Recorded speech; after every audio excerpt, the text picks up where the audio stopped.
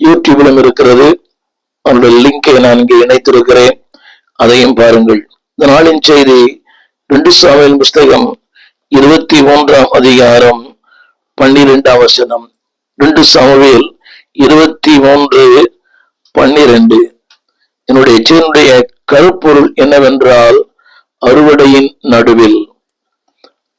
நாம் எல்லாருமே ஒரு பெரிய எழுப்புதலுக்காக ஜெபிக்கிறோம். நீண்ட காலமாக ஜெபித்துக் கொண்டிருக்கிறோம். அதற்காகவே எங்கு பார்த்தாலும் இரவு ஜெபங்கள், ஜெப முகாம்கள், மிகப்பெரிய விடுதலையின் கூட்டங்கள், எங்கு பார்த்தாலும் பரிசுத்த உபவாச நாட்கள்.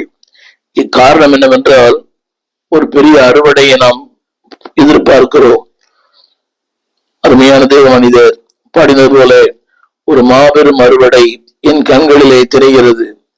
எம்எல் ஜெபசிங் அவருடைய அந்த தரிசனம், ஒரு மாபெரும் அறுவடை நம்முடைய கண்களிலே தெரிகிறது. அன்பானவர்களே, அந்த அறுவடையின் நடுவிலே நீங்களும் நானும் செய்ய வேண்டிய வேலை என்ன? தேவன் அறுவடையின் ஆண்டவர், is a God of harvest. ஆனால் அந்த அறுவடையை கெடுப்பதற்கு சத்துரு எப்படியெல்லாம் முயற்சி பண்ணுகிறான் என்பதை, அதற்கு நாம் செய்ய வேண்டிய காரியம் என்ன என்பதையும் நாளில இந்த பழைய ஏற்பாட்டிலிருந்து 2 சாமுவேல் 23ஆம் அதிகாரத்திலிருந்து உங்களோடு நான் பேச விரும்புகிறேன். அன்றும் என்றும் பிசாசு அறுவடையை அழிப்பதற்காக, அறுவடையை ஒழிப்பதற்காக, அது திருச்சபையா இருக்கட்டும், தனிநபரா இருக்கட்டும், அவனுடைய நோக்கமே கொள்வது, அழிப்பது, ஒன்றுமில்லாமல் ஆக்குவது. தேவனுடைய பெரிய நோக்கம் என்னவென்றால், அவர் அறுவடையை உண்டு பண்ணுகிறார், விளைச்சலை உண்டு பண்ணுகிறவர். அடிக்கடி இந்த வார்த்தை வருகிறது, உங்களை வர்த்திக்க பண்ணுகிறவர், பெருகவே பெருக பண்ணுகிறவர். எனவேதான் வேதம் சொல்லுகிறது, கண்ணீரோடு தைக்கிறவன் கம்பீரத்தோடு அறுப்பான். அப்படியானால் ஆண்டவர் கம்பீரத்திற்கு சொந்தக்காரர், கம்பீரத்திற்கு அதிபதி.